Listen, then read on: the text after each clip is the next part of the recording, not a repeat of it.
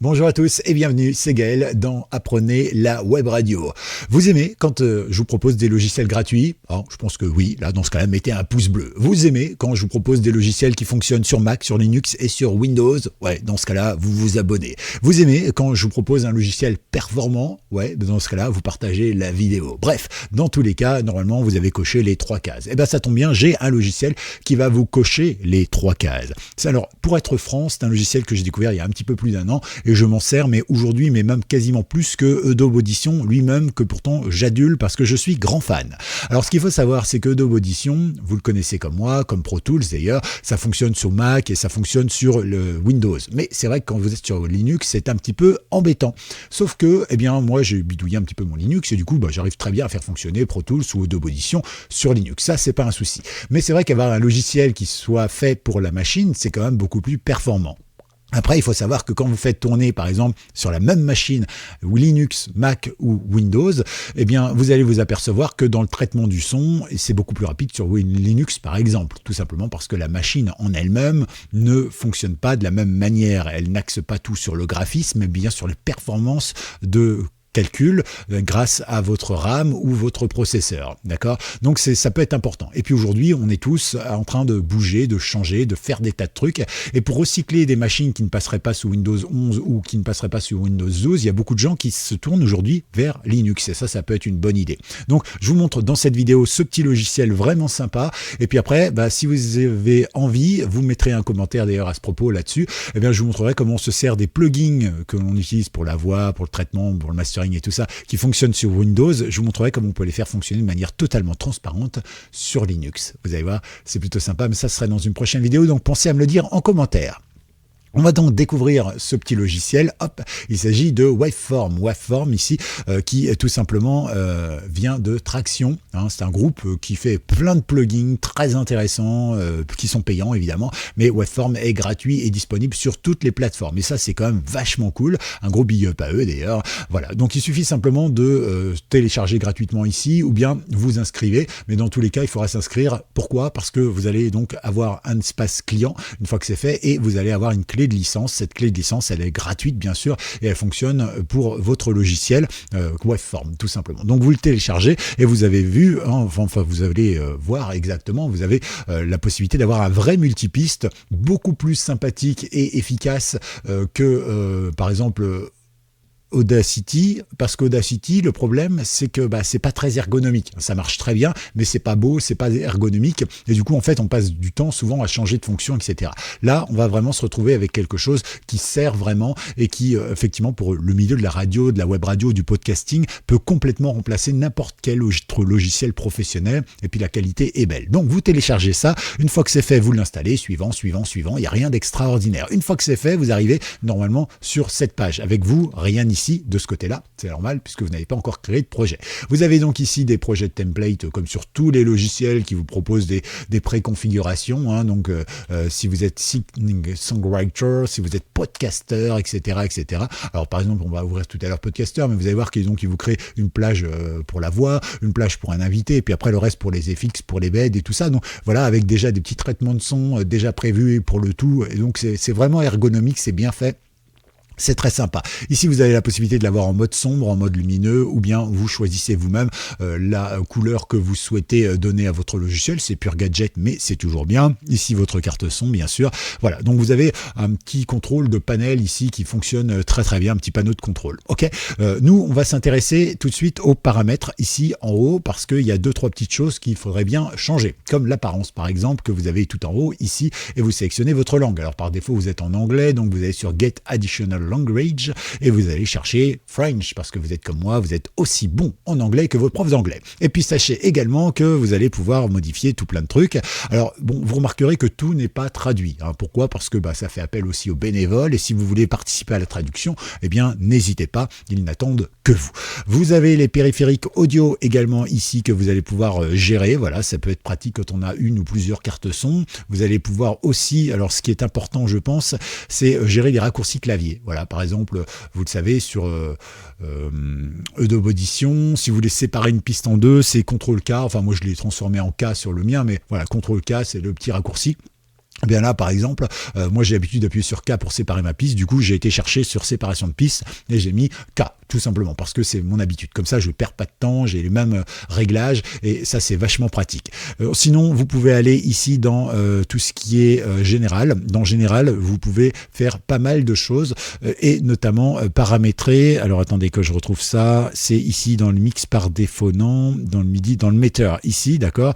Vous pouvez sélectionner pas mal de choses et notamment ici le peak hold, hein, le temps de pic, mais bon, en général, vous pouvez le laisser comme ça, c'est pas un souci, mais surtout, vous avez la possibilité, je sais plus où c'est, tiens, de gérer, alors déjà l'autosave ici, vérifiez bien qu'il est activé, ça veut dire que ça va enregistrer au fur et à mesure, hein, comme ça si jamais votre ordinateur plante ou quoi que ce soit, eh bien vos dernières données sont sauvées.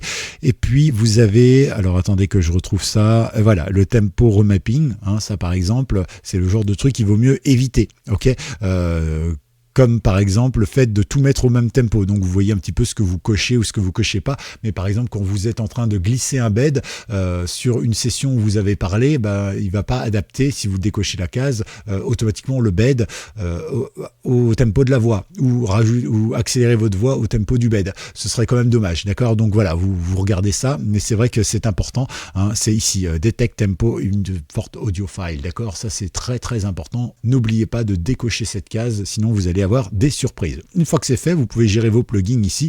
Donc moi j'en ai tout plein, hein, voilà, ce sont des logiciels, des plugins propriétaires, hein, donc que j'ai payé, j'ai la licence et tout ça, d'accord.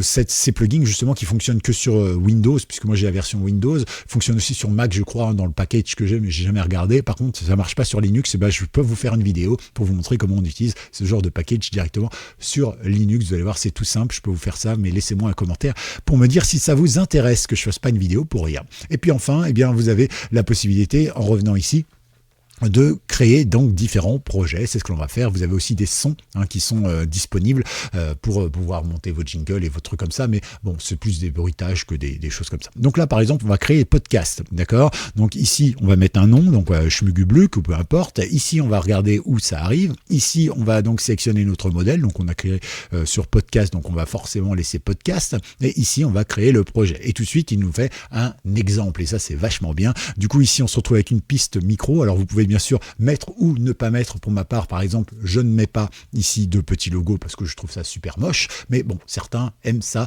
donc voilà, vous pouvez faire un petit clic droit ici, puis vous avez la possibilité de renommer votre plage, vous avez la possibilité de l'effacer, la dupliquer, vous avez la possibilité de gérer évidemment tout un tas de petits paramètres, voilà, mais comme ça vous êtes tranquille, d'accord. Et vous pouvez ici, quand vous cliquez sur une plage, vous voyez, vous avez le plein d'informations, d'accord. Si vous cliquez là, vous avez aussi la possibilité d'avoir le petit logo, tout ça, d'accord. Donc vraiment, vous avez tout un panel de choses qui est très intéressant pour customiser comme on veut, d'accord. Vous voyez que ici, bon, elle est prévue pour l'enregistrement, c'est-à-dire que si j'enregistre, si je lance l'enregistrement en appuyant sur R par exemple, ou en cliquant ici sur le bouton, eh bien, effectivement, je vais avoir mon son qui va arriver, d'accord, et qui va s'enregistrer directement sur cette plage et pas sur les autres qui ne sont pas prévus pour l'enregistrement, d'accord. Donc, vous pouvez vraiment sélectionner, comme sur n'importe quel autre logiciel, ce que vous voulez faire, et c'est vraiment très intuitif. Vous voulez supprimer un truc, vous supprimez un truc, il n'y a aucun problème. Vous prenez, vous glissez, paf, voilà. Vous voulez faire un fade down, voilà, vous le faites. Vous pouvez même changer la forme du fade down si vous le souhaitez, hein, ça pose aucun problème.